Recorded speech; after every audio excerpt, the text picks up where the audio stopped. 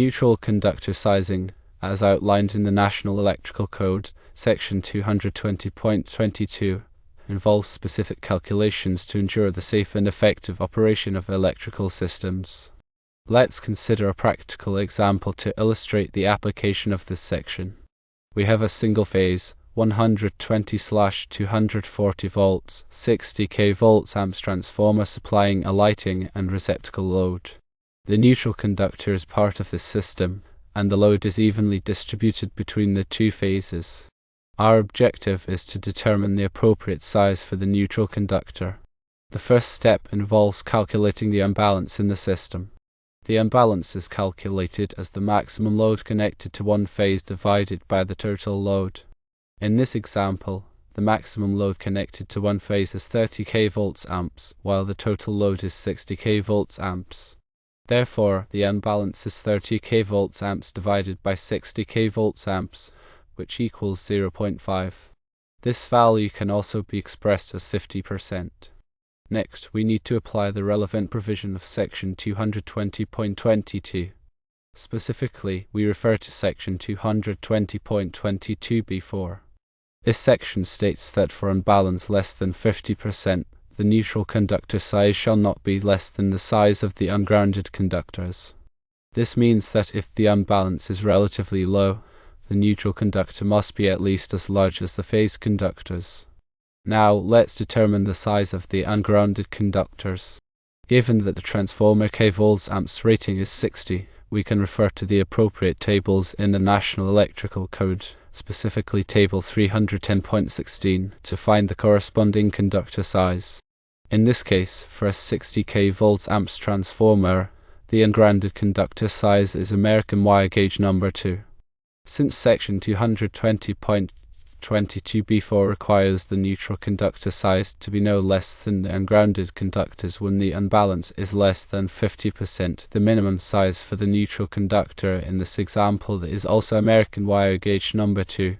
In summary, for a single phase, 120/240 volts, 60 kVA transformer supplying a lighting and receptacle load with an even load distribution between the two phases, the unbalance is calculated to be 50%. Because this is less than 50%, the neutral conductor size must be at least as large as the ungrounded conductors, with the ungrounded conductors being American wire gauge number 2 based on the transformer kVA rating. The minimum size for the neutral conductor is also American wire gauge number 2. It is important to note that this example is based on specific conditions and assumptions. Always consult the latest edition of the National Electrical Code and work with qualified professionals to ensure compliance with all applicable requirements and to determine the appropriate conductor sizes for your specific electrical system. Additional factors might influence the final neutral conductor size. Firstly, harmonic currents are non-sinusoidal currents that can significantly increase the current flowing in the neutral conductor, especially in systems with a large number of nonlinear loads such as electronic devices, computers, and energy-efficient lighting. The National Electrical Code requires that the neutral conductor be sized to carry the maximum neutral current, including any harmonic currents. If harmonic currents are present, the neutral conductor may need to be larger than the ungrounded conductors to prevent overheating and ensure safe operation. Secondly, voltage drop is the reduction in voltage that occurs as electricity flows through a conductor. The longer the conductor and the higher the current, the greater the voltage drop. Excessive voltage drop can cause equipment to malfunction or operate inefficiently. The National Electrical Code recommends limiting voltage drop to no more than 3% for branch circuits and 5% for feeders. If the calculated voltage drop for the neutral conductor exceeds these limits, the conductor size may need to be increased to reduce the voltage drop. Thirdly, ambient temperature and conductor insulation type affect the ampacity or current carrying capacity of a conductor. The National Electrical Code provides tables that list the ampacity of conductors based on their insulation type and the ambient temperature. If the ambient temperature is high, the ampacity of the conductor may need to be derated, meaning that its current carrying capacity is reduced. Similarly, If the conductor insulation type is not suitable for the ambient temperature, the conductor size may need to be increased to compensate for the reduced ampacity. Fourthly, continuous loads are loads that are expected to operate for 3 hours or more at a time. The National Electrical Code requires that conductors supplying continuous loads be derated to 80% of their ampacity. This means that the conductor size must be increased to ensure that it can safely carry the continuous load current without overheating. Therefore, if the neutral conductor supplies a continuous load, its size may need to be increased accordingly.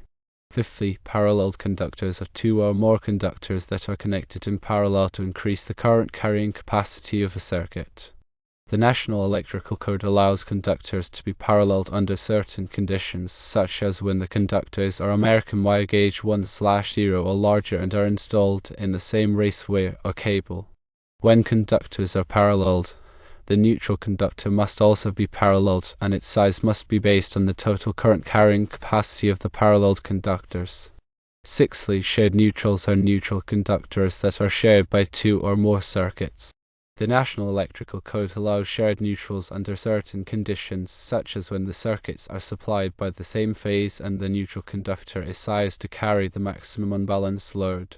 However, shared neutrals can be problematic if harmonic currents are present, as the neutral conductor may become overloaded. Therefore, it is important to carefully consider the potential for harmonic currents when using shared neutrals. Seventhly, the length of the conductor run affects the voltage drop. Longer conductor runs result in greater voltage drop, which can cause equipment to malfunction or operate inefficiently. The National Electrical Code recommends limiting voltage drop to no more than 3% for branch circuits and 5% for feeders. If the conductor run is long, the neutral conductor size may need to be increased to reduce the voltage drop. Eighthly, the type of load being served affects the neutral current. Some loads, such as lighting and receptacle loads, tend to have a higher neutral current than other loads, such as motor loads. This is because lighting and receptacle loads often have a higher percentage of nonlinear loads, which generate harmonic currents. Therefore, it is important to consider the type of load being served when sizing the neutral conductor. Ninthly, the presence of other grounding conductors affects the neutral current. Grounding conductors are used to provide a path for fault current to return to the source.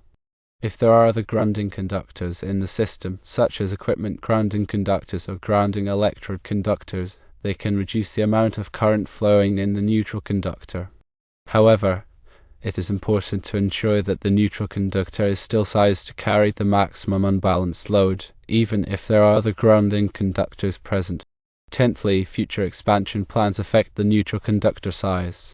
If there are plans to add more loads to the system in the future, the neutral conductor size may need to be increased to accommodate the additional load.